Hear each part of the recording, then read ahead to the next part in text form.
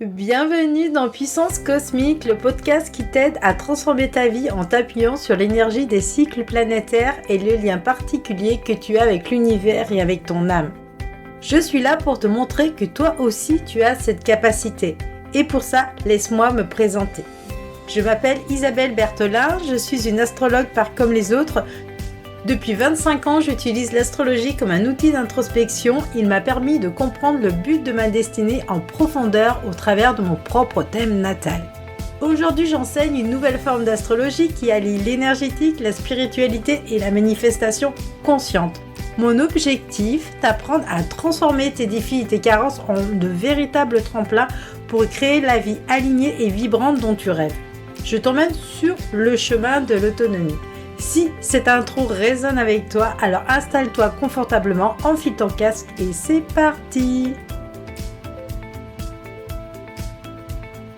Hello, j'espère que tu vas bien. Je suis vraiment très heureuse de te retrouver pour ce nouvel épisode, l'épisode numéro 7, où j'ai à cœur de t'apprendre à commencer à décrypter ta propre carte astrale.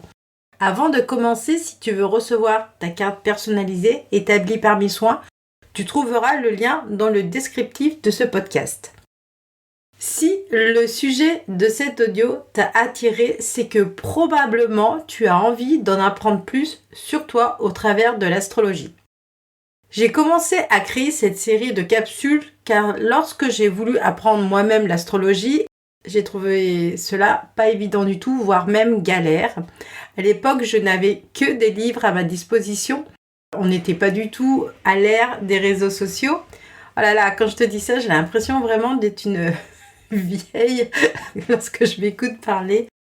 Et puis apprendre seul dans ton coin, c'est bien, mais c'est mieux si quelqu'un peut te tenir par la main et t'épauler. Et c'est pour cette raison que j'ai à cœur de créer ces mini-cours avec un support écrit et un support audio. Si tu ne me connais pas encore, l'astrologie que j'enseigne dans la Haute École d'Astrologie allie tes connaissances poussées en astrologie, mais aussi en développement personnel, spirituel et énergétique. Cette école est le fruit de mes 20 années de recherche et d'apprentissage dans ces différents domaines. Je transmets une astrologie moderne, positive et intuitive. Pour ma part, j'utilise ma carte astrale comme un outil d'introspection de libération. Elle me permet de comprendre la source de tous mes maux, mais aussi de découvrir mes dons et mes potentiels. Mon but est de t'apprendre à devenir ton propre thérapeute. Tu auras alors plus de clarté et une meilleure compréhension de tout ce que tu vis dans ta vie. Alors maintenant, on va rentrer vraiment dans le vif du sujet. Ta carte astrale, elle est le support astrologique qui permet de réaliser l'étude approfondie de ton thème natal. Pour obtenir cette carte, tu as besoin de ta date de naissance, ton heure de naissance et ton lieu de naissance. Sache que personnellement, je n'ai pas toujours perçu ma carte astrale comme un outil d'introspection. Au départ, je la voyais comme un outil comme une possibilité d'en apprendre plus sur moi, d'avoir une meilleure compréhension de moi et aussi, bien évidemment, de faire des prévisions. Mais mon éveil spirituel et les différentes guidances que j'ai reçues au fil des années m'ont permis d'affirmer que notre carte astrale représente notre feuille de route pour cette vie. Elle a été choisie par ton âme et tes guides en fonction de l'évolution que ton âme a choisi de faire à travers toi. Pour la suite de cet audio, je t'invite à cliquer sur le lien de mon article qui est en descriptif.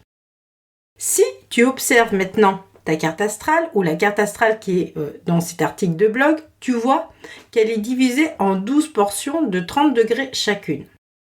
Ces portions constituent les 12 maisons astrologiques qui correspondent chacune à un domaine de l'existence. Si tu regardes de plus près cette carte, tu vois sur la gauche une grande flèche. Cette flèche est ton ascendant. Il matérialise le début de ton thème astral et on l'appelle communément la maison 1. Toutes les maisons qui se trouvent en dessous de ton ascendant, c'est-à-dire les maisons de 1 à 6, te donnent des informations sur tes besoins primaires, tes possessions, tes dons. C'est ton socle solide, c'est ton ancrage. Tes maisons qui se trouvent au-dessous de ton ascendant, c'est-à-dire les maisons de 7 à 12, te parlent de tes progressions, tes prises de conscience, tes transformations intérieures et ton évolution spirituelle. Donc, si tu veux, les maisons qui sont en dessous de l'ascendant et celles qui sont au-dessus de l'ascendant communiquent énergétiquement les unes avec les autres et elles sont complémentaires. Quand tu commences à travailler sur toi, automatiquement, tu actives tes maisons qui sont au-dessus de l'ascendant, donc les maisons supérieures. Ta première mission est de te guérir émotionnellement et de te libérer des injonctions de la société et de ton éducation afin d'être pleinement toi-même. De cette libération profonde en découlera tes dons, tes capacités extrasensorielles et ta merveilleuse mission de vie. Maintenant, je vais développer l'énergie des 12 maisons pour que tu puisses un petit peu ressentir ce qui se passe et qu'est-ce qui se joue dans chacune d'entre elles. Ta maison 1 te parle de ta personnalité et te permet de répondre à la question « Qui je suis ?»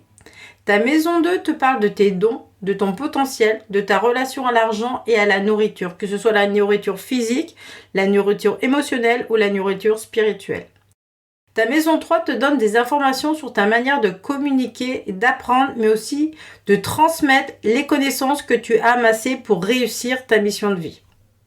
Ta maison 4, elle te donne des informations sur ta famille, ton foyer, ta place en tant que femme, comment développer ton intuition, ta manière unique de développer ton intuition, ta guérison émotionnelle et ta manière aussi de communiquer avec ton âme. Ta maison 5, c'est vraiment apprendre à t'aimer, apprendre à te respecter, apprendre à écouter tes désirs, tes inspirations et à manifester une vie qui fait sens et qui te ressemble. Ta maison 6, elle te parle du travail idéal, du travail passion. Elle te ramène aussi à l'instant présent pour lâcher toute source de stress qui peut avoir des répercussions sur ta santé. La maison 7, elle te parle de ton couple. Elle te donne des clés aussi pour guérir la relation que tu as avec toi-même, mais aussi avec les autres. Ta maison 8, elle est à la maison des peurs, des crises profondes, des mémoires à libérer dans cette vie. Elle te permet aussi d'établir la connexion avec l'invisible, avec le monde des défunts. Et aussi, c'est la maison, moi je parle de nuit noire de l'âme, donc c'est les petites morts existentielles et physiques qui te permet de passer d'un niveau de conscience à un autre. Ta maison 9, elle te permet d'élargir ton horizon avec une ouverture d'esprit beaucoup plus large. Elle te donne des informations sur tes guides, sur ta manière de communiquer et d'entrer en communication avec eux. Ta maison 10, elle te parle de ta carrière, de ta mission de vie et de toutes les peurs qui sont en toi qui t'empêchent de te réaliser pleinement. Ta maison 11, elle te donne des informations sur ta manière unique de contribuer à la collectivité. Ta maison 12, elle va t'aider à dépasser tes difficultés en regardant chaque problème sous un autre angle. Elle est la maison du déconditionnement de toutes les mémoires karmiques. Tu comprends maintenant à quel point l'étude de ton thème astral est riche pour comprendre le but de ton voyage, de ta destinée, mais aussi pour devenir ton propre thérapeute et guérir tes maux émotionnels. Plus tu enlèves des couches énergétiques et plus tu te relis à cette vibration subtile qui est la vibration de ton âme. Tu sais, c'est cet amour inconditionnel qui est lové en toi. En fait, on est tous venus ici pour apprendre à s'aimer et pour être de plus en plus dans l'amour inconditionnel, déjà pour soi, et automatiquement, donc, ça a des répercussions sur les autres. Et c'est ça l'énergie de l'âme.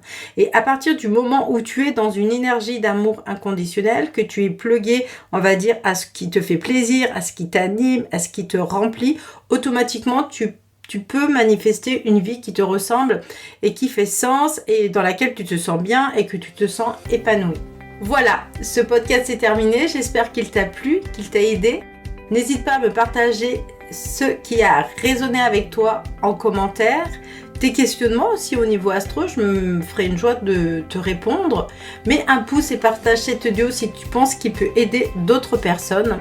Si tu veux aller plus loin, tu as toutes les références dans ma bio. Tu peux t'inscrire à ma newsletter pour faire partie de ma communauté de privilégiés. Si tu as envie d'apprendre à réaliser ta propre lecture d'âme, tu peux t'inscrire sur la liste d'attente de la Haute École d'Astrologie. Elle ouvre ses portes chaque année mi-septembre. Je te remercie pour ton écoute fidèle et je te dis à très vite pour un prochain sujet astro.